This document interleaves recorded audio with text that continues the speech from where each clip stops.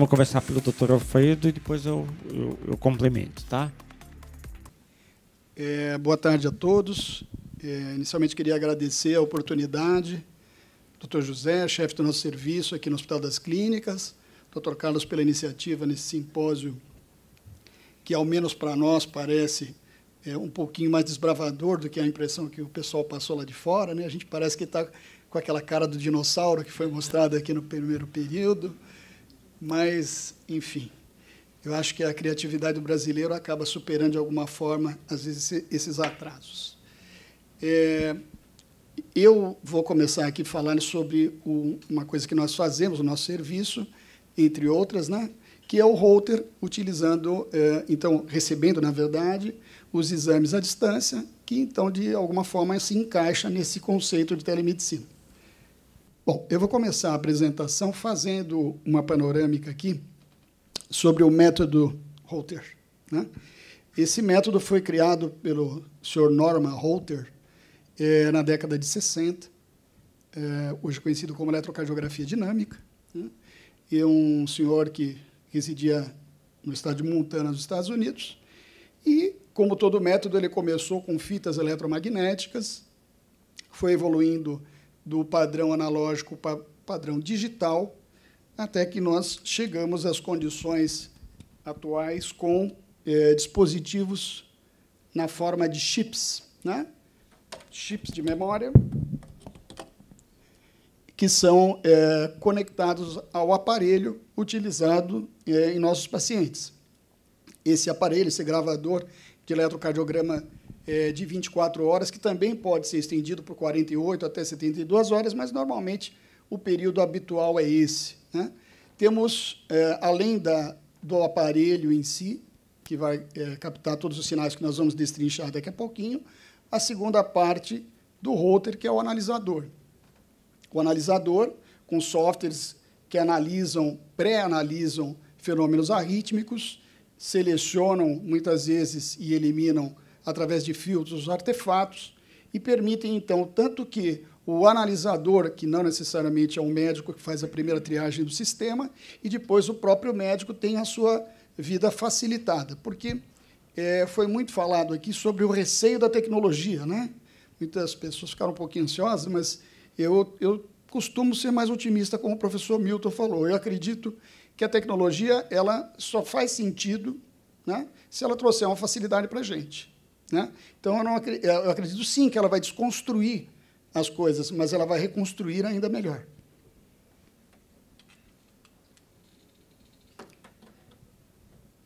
Esse é o padrão, né, de colocação, ou um dos padrões de colocação. Existem vários padrões conforme as marcas disponíveis no mercado, e existem padrões mesmo dentro das mesmas marcas, né? Este padrão aqui é o padrão que nós usamos no nosso serviço. Ele permite, então, a geração das 3 derivações bipolares. Aqui o bipolar é bom, né? Não vai causar problema como nos marcapassos. E ele pode fazer a reconstrução em 12 derivações. Existem sistemas que, progressivamente, estão permitindo nos aproximarmos das 12 derivações do seu padrão tradicional. Mas os sistemas atuais já têm uma boa acurácia e permite que a gente faça isso. Além dos equipamentos, desde o início da década de 60, com a evolução que a gente já citou, além da captação do sinal, do trabalho do sinal através de um computador, nós temos uma situação muito importante, que é o preparo do paciente e a orientação desse paciente. Então, a orientação, tanto no sentido de conforto, como de facilitação para a colocação do equipamento, através da orientação do banho prévio desse indivíduo. O preparo da pele é fundamental para evitar artefatos, né? O tipo de indumentária que esse indivíduo vai usar durante esse período de 24 horas, porque, por mais prático que seja para o médico o resultado do exame, fazer o exame nem sempre é a coisa mais confortável. Então, a gente tem que, pelo menos, minimizar isso. A fixação dos eletrodos já foi citado aqui também, é claro, o tipo de eletrodo. Isso, cada serviço vai ter a sua experiência, né? Existem várias marcas no mercado. E as recomendações, que têm uma importância tanto no que tange o comportamento dele, evitando interferências, embora ele possa ser utilizado nas tarefas diárias, mas principalmente com as anotações das medicações e de eventuais sintomas, porque essa informação, junto com o sinal eletrocardiográfico, é básica, né? Esse é o fundamento do Holter, ou seja, é você conseguir fazer a associação do achado eletrocardiográfico com o sintoma. Nós temos, então, nessa apresentação minha, seguida depois pelo Dr. José, exemplos do sistema do Holter da DMS, né? Então, esse é um dos disponíveis no mercado. Nós temos aqui, então, a possibilidade de fazer avaliações quantitativas e qualitativas. Portanto, nós vamos contar, visualizar os batimentos, verificar o comportamento da frequência cardíaca sobre vários aspectos, variações, oscilações da mesma, identificações de vários distúrbios do ritmo, pausas e outros itens que nós vamos falar no decorrer da apresentação. Mais uma vez, aqui também uma tela do sistema da DMS, onde nós já verificamos que temos quadrados, retângulos, enfim, com dados já devidamente ajustados e pré-filtrados no sistema, né? Junto com eles, nós temos também alguns pequenos traçados de mostragem, e aí nós já temos, então, alguns dados como análise, a verificação de distúrbios do ritmo, alterações do segmento ST que podem falar de quadros isquêmicos, de repolarização, que pode estar relacionado com eventos pró-arrítmicos. Enfim, nós temos uma grande quantidade de informações que são pré-filtradas, inclusive com um laudo que é fornecido pelo computador, e, é óbvio, ele vai precisar ser depois manipulado e personificado pelo profissional habilitado. Então, a gente falou muito aqui de inteligência artificial, mas sempre vai precisar uma inteligência humana para ratificar isso no final. Temos ainda histogramas e gráficos de tendência, com parâmetros, mais uma vez, da frequência, oscilações do segmento ST, enfim, uma observação gradual dentro do que a gente chama ciclo circadiano, né? Então, existem alterações que ocorrem durante o período de vigília, alterações que podem ocorrer durante o período do sono, e a observação desse contraste junto com os dados pontuais são importantes, sim, para fazer o diagnóstico ou para descartá-lo. Aqui nós temos um exemplo de uma tira de eletro, com 3 canais. Esses 3 canais podem ou guardam alguma correlação com as 12 derivações, mas o mais importante aqui é a possibilidade da simultaneidade e, eventualmente, fazer o diagnóstico diferencial. Nesse caso, por exemplo, nós temos já uma pré-marcação do sistema sugerindo que é uma extracístole ventricular. Isso, é claro, tem que ser depois ratificado por qualquer um que vai fazer a investigação. De todo modo, ele nos fornece essa simultaneidade e podemos, então, destacar os trechos que achamos pertinentes para depois o registro final do laudo. E sempre acionar o módulo para verificar as 12 derivações para ter informações adicionais. Falando do Holter, nós precisamos, é claro, primeiro falar das indicações gerais e das diretrizes, ao menos as nossas aqui do Brasil, né? Existem várias escalas que falam de nível de evidência e grau de recomendação. Essa daqui eu extraí do último consenso que saiu agora no segundo semestre, e ela basicamente divide o nível de evidência entre A, B e C, e o grau de recomendação 1, 2 e 3. Então, só para relembrar, múltiplos ensaios clínicos controlados e randomizados. Nível B de evidência, um exame seguindo esse critério, outros que sejam em quantidade, mas não seguindo o padrão randomizado, ou outros mais simples, observacionais, desde que bem desenhados. Isso, então, seria o B. O C, consenso de especialistas. Quanto ao grau de recomendação, nível 1, quando você tem um consenso e evidências favoráveis. Nível 2, quando existe divergência, dividindo em A e B, quando há a maioria aprova ou quando há uma maior divisão. E nível 3, quando realmente não se recomenda esse tipo de procedimento. Em termos de indicações gerais do Holter, nós temos as indicações relacionadas com esclarecimento, que foi logo falado aqui de início, da relação sintoma-arritmia, né? As palpitações são a queixa mais comum e mais investigada quando fazemos esse exame de eletrocardiografia dinâmica. Os quadros de síncopes e tonturas, situações de avaliação de risco cardíaco, isso geralmente relacionado com indivíduos com doença arterial coronariana, a maior parte dos estudos se remete a isso, com observações de distúrbios do ritmo, a variabilidade da frequência cardíaca e, mais recentemente, a microalternância da onda T. Avaliações terapêuticas, então, verificando a eficácia da conduta já tomada, fármacos antiarrítmicos, procedimentos invasivos como ablação e até cirúrgicos, e a colocação de dispositivos no indivíduo, marca-passos. Já tivemos bastantes exemplos de marca-passos aqui na primeira parte do simpósio, ou desfibriladores implantáveis. No nível de avaliação isquêmica, basicamente, o que é nível 1 de indicação, avaliação de angina vasoespástica. As nossas diretrizes, né? Eu não vou colocar todas aqui, mas vamos dar uma passada rápida por elas, basicamente do que a gente encontra mais frequentemente, na avaliação de sintomas, né? Então, potencialmente correlacionados. Nível de evidência A, recomendação 1. Quer dizer, esse seria basicamente o ideal, né? Então, histórias de síncopes, pré-síncopes, tonturas de causa desconhecida e palpitações recorrentes. Praticamente se sobrepõe àquele primeiro quadro das indicações gerais. Depois, nível de evidência B e recomendação nível 1, persistência de sintomas, apesar da intervenção terapêutica, indivíduos pós-parada cardíaca.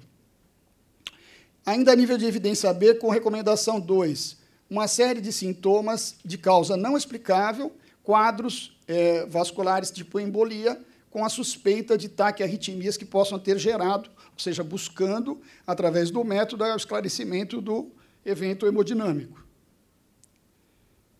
Finalizando aqui as indicações que eu pensei, a variabilidade da frequência cardíaca com riscos de instabilidade elétrica e morte súbita, mais uma vez relacionado com eventos pós-infarto, com nível de evidência B e recomendação 2, insuficiência cardíaca congestiva e a miocardiopatia hipertrófica, essa enfermidade muito assustadora, principalmente para os atletas jovens, né, com morte súbita, em especial nas Américas, né? O diagnóstico de isquemia miocárdica também pode estar nessa escala aqui das diretrizes, com nível A, recomendação 1, para suspeita de angina de Prinzmetal, que já foi citada. Ainda para angina noturna, para quantificar quadros de isquemia silenciosa, possíveis quadros de isquemia silenciosa, e a correlação de fenômenos arrítmicos com alterações do segmento ST, ou seja, basicamente, isso seria equivalente a verificar se você, numa aceleração, que seria equivalente, por exemplo, a um teste ergométrico, você desenvolve o infradesnivelamento sugerindo quadros isquêmicos. Tá? Foi pensado, então, um caso que eu vou apresentar em seguida, que nos foi enviado pelo sistema da DMS. Nós temos algumas informações dessa paciente, é uma paciente de 56 anos, uma relação de peso-altura normal, sedentária, com uma menopausa há pouco mais de meia década, nenhum tipo de tabagismo ou qualquer conduta que pudesse ser cardiologicamente desabonadora, queixa de tontura e fraqueza quase todos os dias há cerca de um ano. Relata um episódio de desmaio nos últimos 6 meses, sem nenhum antecedente familiar semelhante. No exame físico, apresentava um comportamento hemodinâmico satisfatório, uma frequência cardíaca limítrofe para o ritmo sinusal, isso no momento do exame, né? Pelo menos assim foi passado, sem alterações outras, sem alterações laboratoriais gerais, e no eletro de repouso, um ritmo sinusal com um atraso final de condução que não vai acrescentar muita coisa, né? Então, em função da queixa, remetendo àquelas indicações nível de indicação A1, né, foi pedido o Holter para essa paciente. Aqui nós temos o primeiro quadro do Holter, né, a gente tem basicamente 6 retângulos aqui, onde nós temos, então, os dados de verificação da frequência cardíaca, a mínima, a máxima, análise do segmento ST, na expectativa de algum evento isquêmico. Na parte central, ectopias precoces, então, atriais ou ventriculares, né? E, nesse último trecho aqui, a variabilidade, ou seja, nós temos mecanismos estatísticos de avaliação da frequência cardíaca e, consequentemente, a correlação com o sistema nervoso autônomo, uma resposta autonômica que tem vínculos, sim, diretos com condições isquêmicas eventuais. E o que vai ser o mote principal deste caso, a avaliação de pausas, né? Ou seja, se há uma correlação de momentos de alteração do ritmo que pudessem justificar os sintomas. O que nós vamos observar? Bom, muito claramente, na evolução das 24 horas, nós verificamos que a frequência média, mesmo sem olhar os números diretos, está abaixo de 50. Portanto, ela já tem uma bradicardia sinusal de base, né? Isso pode ser relatado aqui, como já vem no sistema, uma máxima de 73 e uma mínima de 30, sinusal, né? Então, ela está com uma frequência sinusal que, basicamente, é ventricular, o nível dessa frequência, né? Nós podemos observar aqui, na variabilidade da frequência cardíaca, nesse histograma, uma tendência a intervalos RR maiores. Então, a curva fica mais à direita quando a gente olha aqui. Então, isso sugere e reforça a questão da bradicardia que a gente já tinha verificado.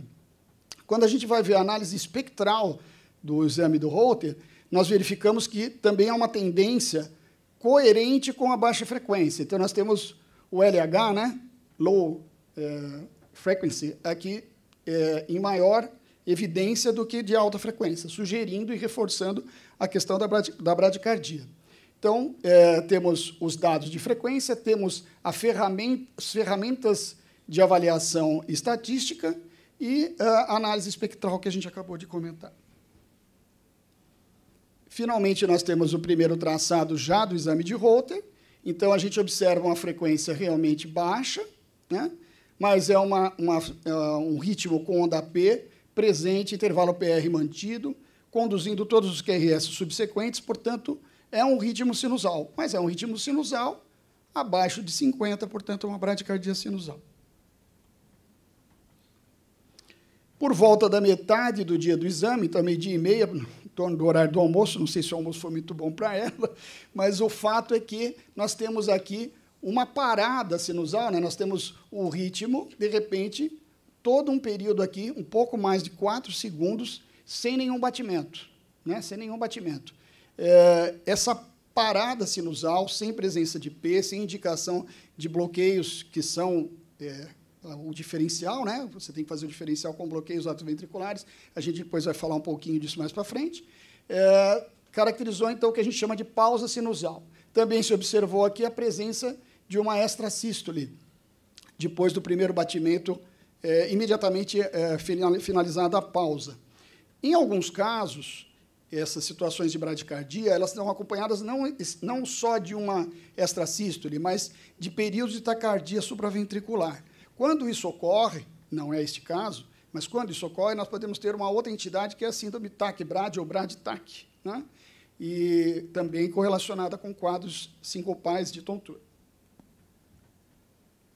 E esse daqui, eu até tinha falado para o Dr. José que eu estava pensando em colocar aqui um túnelzinho de luz, mas depois eu não encontrei um que ficasse muito agradável, porque, embora alguém possa fazer uma crítica, mas espera aí, 4 e pouco da madrugada, então você tem o efeito, né, vagal, noturno, a queda natural de frequência, mas até em atletas, tem atletas que têm uma bradicardia própria do condicionamento, e neste período, intervalos de pausa superiores a 3 segundos não são considerados normais. Ok, você pode encontrar 4 segundos e pouco, e na avaliação depois o paciente, o corredor, enfim, o atleta passe, né? Mas 10 segundos, um pouco mais de 10 segundos, não tem jeito. 10 segundos de parada é igual realmente a alguma doença, que é o que nós vamos chegar aqui no final do exame. Diante de tudo o que foi falado, nós tentamos manter no serviço um laudo mais ou menos completo, com os dados significativos de cada caso, né? Então, nós tivemos cerca de 52 mil complexos, né? Normalmente, isso aqui é em torno de 100 mil, na média dos pacientes. Mas, como a gente já observou que é uma paciente bradicárdica, esse número automaticamente está coerente com a situação, né? Nós tivemos já comentado uma frequência baixa, a menor delas foi no período realmente da madrugada, e por volta do horário da janta e tal, 73, com uma média bem abaixo do que seria o limite para a bradicardia sinusal. Apresentou também uma quantidade significativa de extrasístoles atriais. Elas são consideradas uma densidade importante, porque, além de ter mais de 10 por hora, só o fato de ter 55 por hora também passa um outro critério de frequência elevada, que seria 30 em pelo menos 1 hora, né? Então, de todo modo, são frequentes as extrasístoles atriais, com presença de pares. 148 pausas, esse é o foco da questão na nossa paciente, acima de 2,5 segundos, com aquele pico, né, que a gente fez a brincadeira há pouco, de 10,2 segundos no final da madrugada. Os outros itens avaliados não apresentaram alterações significativas, e nos relatos de vigília, a paciente relatou tontura que coincidiam com essas pausas. Portanto, a conclusão ficou um ritmo de base de bradicardia sinusal, presença de extrasístoles atriais frequentes com pares, pausas significativas independente do ciclo circadiano, né, e sintomas coincidentes com os achados eletrocardiográficos. Portanto, exame compatível com doença do nó sinusal sintomática, né? Ou seja, esse exame que veio através da telemedicina nos levou a um diagnóstico importante que vai fazer com que o colega tenha que pensar realmente numa conduta também significativa. Qual seria? Ou quais seriam primeiro as diferenciais dessa situação?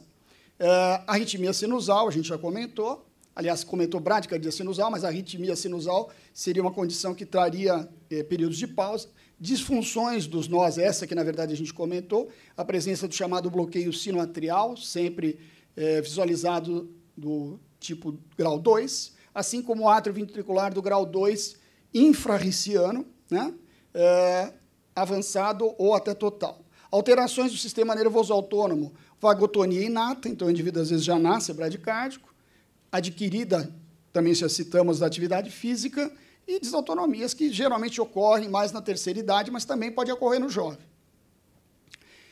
Uso de medicação cronotrópica negativa, então, carvedilol, bisoprolol, basicamente os beta-bloqueadores, e uma que muitas vezes é negligenciada tanto na informação do paciente como na pergunta do médico, que é o timolol, né? Timolol usado nos quadros de glaucoma, e às vezes a pessoa fala assim, estou pingando um colíriozinho, né? Então esquece que ele tem o efeito beta-bloqueador. Então é muito importante estar atento para esse tipo de pergunta. Pausas podem ocorrer pós-extrasístoles, mais prolongadas habitualmente pós-ventriculares, e podem parecer ainda mais prolongadas, embora atriais, quando temos atriais bloqueadas, né?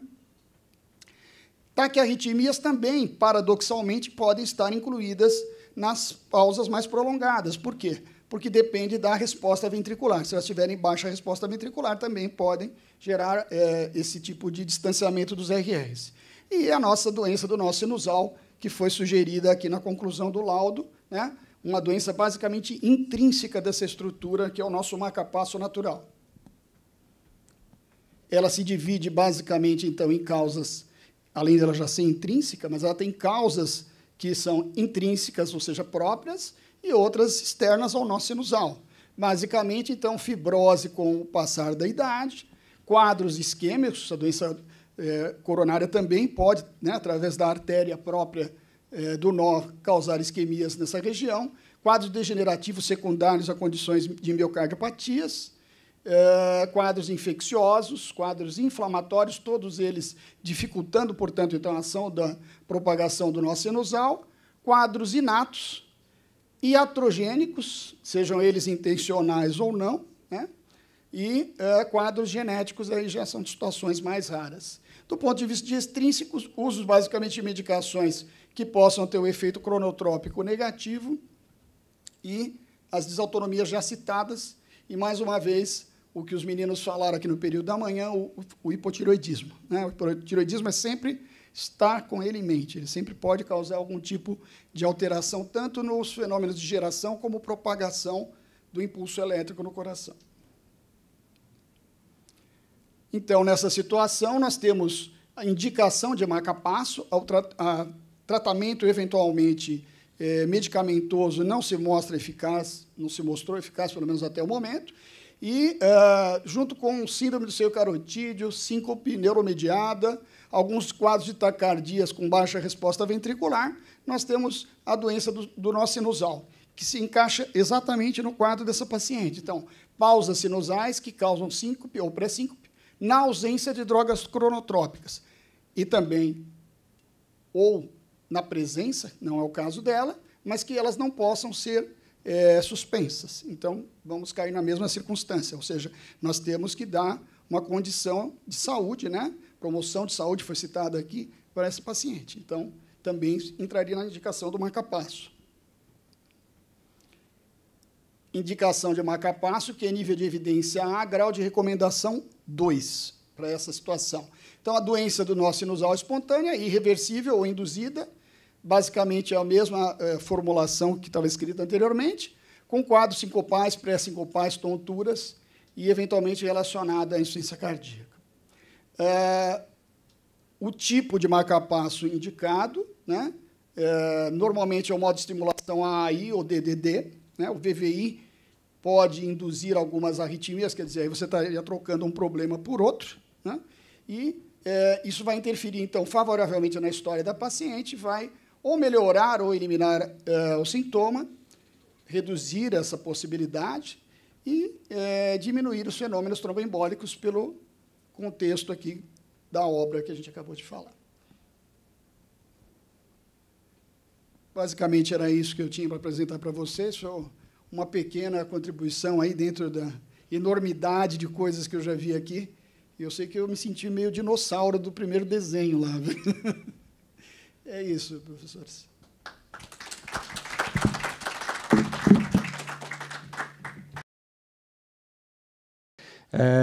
A gente mandava os pacientes para o INCOR, e o INCOR ele dava uma preferência absoluta para os pacientes lá do INCOR mesmo e os pacientes de convênio particular. Os pacientes do HC ficavam para fazer o exame um ano depois, em momentos que não adiantava nem fazer mais o exame eventualmente. Então, a gente foi conversar, na época, com a gerência da DMS. E por que eu falei que eu acho que eles são inovadores? Porque eles doaram um aparelho para a gente em 2005, já faz, então, 17, quase 18 anos, né? A gente foi atualizando essa parceria, os equipamentos, e a gente começou a fazer holter através de uma doação dos equipamentos da DMS. Eu acho que não foi falado aqui, mas é uma inovação, é uma empresa inovadora, porque ela está acreditando e investindo num serviço, acreditando que isso vai ser bom para a empresa como tal e também para o serviço que vai trabalhar junto com eles a partir de agora. E essa parceria frutificou. Hoje a gente faz uma série de exames para a DMS, a gente tem um monte de aparelhos e a gente consegue, usando os aparelhos da DMS e da Cardios, dar conta de toda a demanda. Não tem demanda reprimida de holter no HC. Hoje a gente não encaminha nenhum exame para o INCOR, né? Não fica um ano esperando para fazer um holter. Tá? Isso aqui é umas regras gerais para você utilizar os serviços de uma empresa. Isso aqui é de uma aula que o Sebrae dá para pessoas que vão fazer novas empresas ou que querem fazer alguma coisa de inovação, né? Então, sempre que você vai tentar se associar a alguma empresa, você tem que ver a confiabilidade dessa empresa no mercado. Quanto tempo que ela está no mercado, se tem algum problema em relação a ela. Confiabilidade. Outra coisa, tudo que você acerta com ela, se ela manter os prazos que você combinou com ela, se não se atrasa, ela pode até se adiantar, mas nunca se atrasar em relação a prazos, né? Outra coisa, se você tiver algum problema, qual o tempo a velocidade que esse problema vai ser resolvido? Qual o tempo de resolução do problema? Quanto mais rápido, maior a velocidade de resolução do problema, melhor para a parceria com a empresa que você está procurando, né? Obviamente, dentro da melhor qualidade possível. Você vai procurar se associar com uma empresa que tenha qualidade de serviço, né? O que quer dizer flexibilidade? Se você vai negociar, se quebrou um aparelho, ou se você precisa de um gravador a mais, ou um gravador a menos, ou você tem que acertar com a empresa, ela tem que ter flexibilidade de te ajudar. A gente chega para a empresa e fala, escuta, me empresta 2 gravadores que eu estou com muito exame. Ou se não, vamos atualizar alguma coisa do sistema. Flexibilidade. E outra coisa, obviamente, preço competitivo. Tá? Eu vou definir correlações baseado no que o Dr. Alfredo já falou. Ele já me facilitou muito, já falou tudo, né? Tudo baseado à luz das recomendações mais atuais. Uma coisa importante no holter é esclarecer sintomas. E um sintoma importantíssimo é síncope, né? Desmaio da pessoa. Né? Síncopes podem ser causadas por diversas causas, né? Que você pode diagnosticar pelo eletrocardiograma. Basicamente, bradiarritmias e taquiarritmias. Nas bradiarritmias, doença do nó sinusal, alteração da junção sinoatrial, causando bloqueio sinoatrial, hipersensibilidade do seio carotídeo, que é uma causa extrínseca, né? Disfunção atrial difusa, causando síndrome braditaque, e bloqueios atrioventriculares. E nas taquiarritmias, taquicardia ventricular e, raramente, taquicardia supraventricular. Vamos ver aqui um exemplo. Uma pessoa com eletrocardiograma de repouso normal, está escrito aí em cima, esse paciente teve uma síncope e a causa um bloqueio atrioventricular. Né? Então, a gente tem um exemplo de uma mulher de 49 anos, né? E com histórico de síncope, você pegar o eletrocardiograma de repouso normal, totalmente normal. Se você pegar aqueles quadrinhos que o Alfredo já mostrou, aqueles retângulos, e analisar os histogramas, você vai notar isso aqui, que surgem no exame 379 pausas. Né? Será que essas pausas têm a ver com a sintomatologia do paciente? Vamos ver. Se você vê, numa dessas pausas tem uma onda P que não está conduzida, que dá para ver aqui, ó, fazendo um diagnóstico de bloqueio AV de segundo grau intermitente. O Alfredo já comentou que aqui em cima, nesse display, a gente consegue analisar em amarelinho essas pausas. Né? Aqui tem bloqueio AV de segundo grau 2:1. Aqui, né? E aqui uma coisa importante, o bloqueio AV de segundo grau com 3 ondas P não conduzidas. Toda vez que você faz o diagnóstico maior que 2:1, 2:1 pode ser o máximo do MOBITS 1 ou o MOBITS 2. Toda vez que for 3:1, 4:1, você já fecha o diagnóstico que é MOBITS 2, que é uma coisa estrutural mais importante. Outra coisa, uma paciente com fibrilação atrial que evolui com síncope, e a causa dessa síncope é uma intercorrência junto da fibrilação atrial, que é taquicardia ventricular. Então, a gente vê aqui, ó,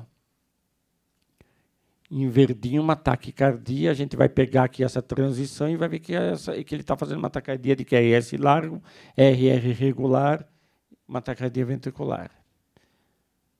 No momento que ele está sustentado, e a saída aqui, voltando para a fibrilação atrial. Então, a taquicardia ventricular é a provável causa das síncopes desse paciente. Outro caso, eletrocardiograma de repouso normal, um paciente dessa vez com tontura. uma tontura, quase uma pré-síncope. E a causa é uma taquicardia ventricular não sustentada, que também dá para diagnosticar aqui pelo sistema. Né? Aqui a gente vê uma taquicardia de QRS largo, RR irregular, que entra e sai, mas não está sustentada, um episódio pequeno, e associado com o quadro clínico do paciente. Aqui outro momento, né? Dá para você ver no display aqui em cima em verdinho, esse momento. E aqui a saída, certo? Aqui também. Às vezes, pré-síncope pode ser causado por arritmia e, nesse caso, uma doença da junção sinoatrial. Vamos ver. Um homem de 75 anos com histórias de pré-síncopes, né? Se você notar aqui, tem umas pausas aqui, ó, bem marcadas, coloridas, né? E você vê aqui uma pausa de 2,6 segundos, do qual a pausa é o dobro do ciclo normal, fazendo o diagnóstico de bloqueio sinoatrial do tipo 2. Bloqueio sinoatrial do tipo 1 é super difícil de fazer diagnóstico, você tem que usar outras características eventuais para fazer o diagnóstico. Mas tipo 2, que é bem frequente, dá para fazer o diagnóstico fácil pelo Holter. Outro caso, um paciente que tem fibrilação atrial e está evoluindo com uma arritmia com causa de síncope. Vamos ver. Aqui um caso, né? Parecido com aquele caso que a gente mostrou, um bloqueio sinoatrial do tipo 2, pausas com o dobro do ciclo normal. Aqui, né? E esse é um outro caso.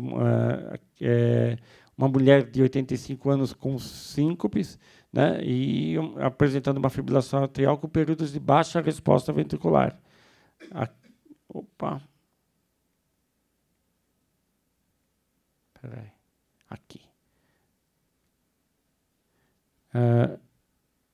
Se vocês notarem aqui, ela tem baixa resposta dessa fibrilação atrial. Aqui uma muito baixa resposta da fibrilação atrial, né? Pausas longas pela baixa resposta ventricular, que podem ser a causa dos sintomas do paciente.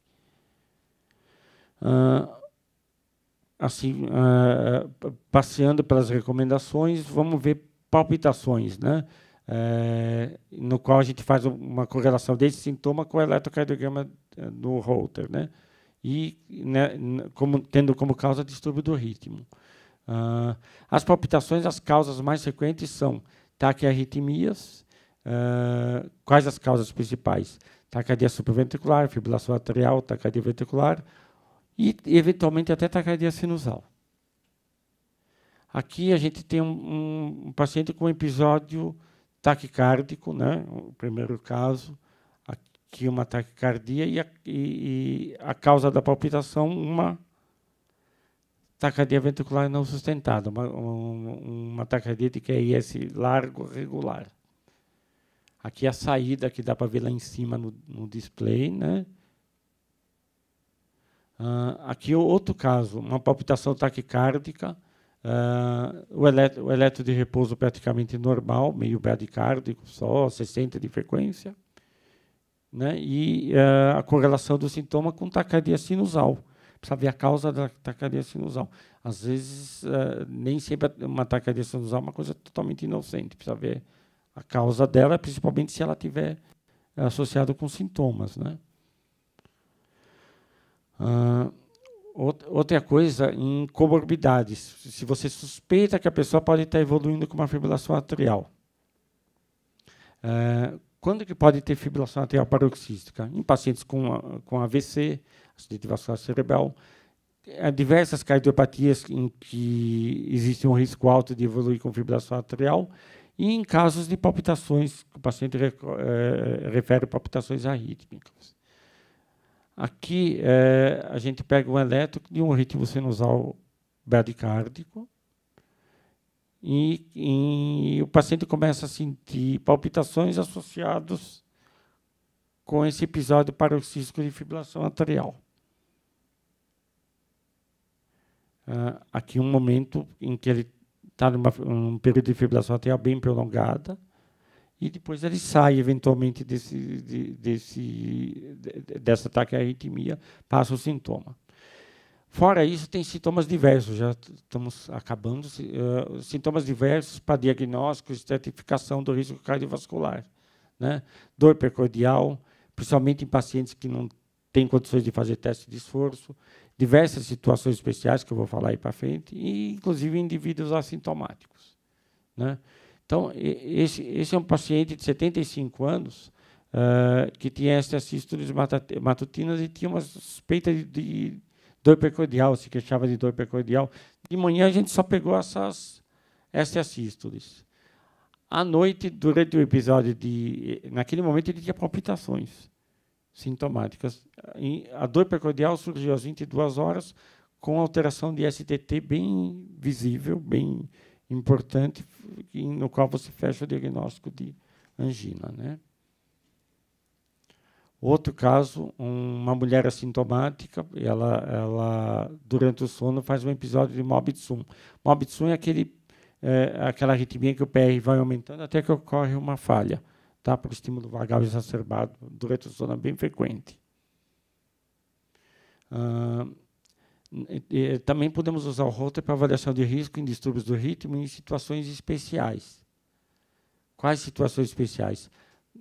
Ver se tem arritmia durante ou pós-infarto, em cardiomiopatias dilatadas, em cardiomiopatia hipertrófica, em síndrome do QT longo, displasia ritmogênica de ventrículo direito ou na síndrome de Brugada. Vou mostrar um exemplo aqui de um paciente nosso que tinha uma cardiomiopatia hipertrófica, estava internado na clínica, inclusive, tem sobrecarga de ventrículo esquerdo, com aumento das forças septais, né? Esse paciente, se ele evolui com arritmia ventricular, ele tem risco de morte súbita, risco de potencial de arritmias malignas. E aqui a gente surpreendeu, olha aqui no disco em verdinho, a gente surpreendeu uma taquicardia ventricular. É a associação de TVNS, taquicardia ventricular não sustentada, mais a cardiomiopatia hipertrófica, revela um risco grande de morte súbita. Tá? E só mostrei, assim, em termos gerais, a utilidade do método e a utilização do equipamento da DMS. Tá bom? Muito obrigado.